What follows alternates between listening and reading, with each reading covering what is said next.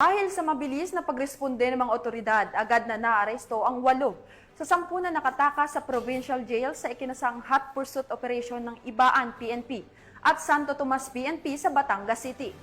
Nakibalita dyan si Patrol Woman Jessie Cris Obrero.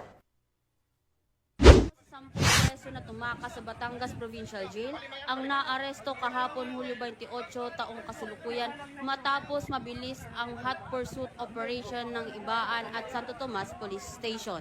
Bandang 9:30 ng umaga, naganap ang pagtakas ng 10 PDL mula sa Batangas Provincial Rehabilitation Center sa Barangay Malainin, Ibaan, Batangas. Matapos tutukan ng ice pick ang isa sa mga PDL, ang jail guard at agawin ang baril nito. 3 ang unang nahuli sa Barangay Culayat, Ibaan, Batangas, sina alias Cesar, Zaid at Bob, na kasalukuyang nasa kustodiya ng Ibaan Municipal Police Station. Samantala, bandang 1:30 ng hapon, naharang naman sa Startol ang Alps bus na sinasakyan ng 5 pugante na sina alias Armando, Norman, Dennis, Michael at Lester.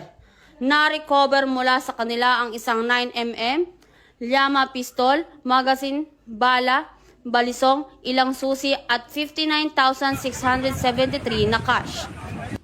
Binubilis namin yung aming puwersa dito sa Santo Tomas Component City Police Station at pin-lockdown namin yung bus at doon na nagsimula yung aming negotiation para peacefully ay mag-surrender yung ating mga tumakas.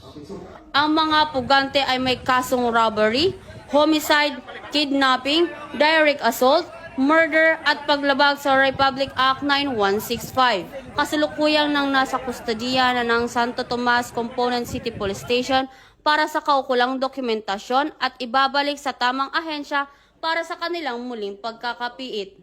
Dito sa Calabarzon, ako ang inyong Police News Network Correspondent, Patrol Woman Jessie Cris Obrero. Alagad na batas, pagtataguyod ng balitang pulis.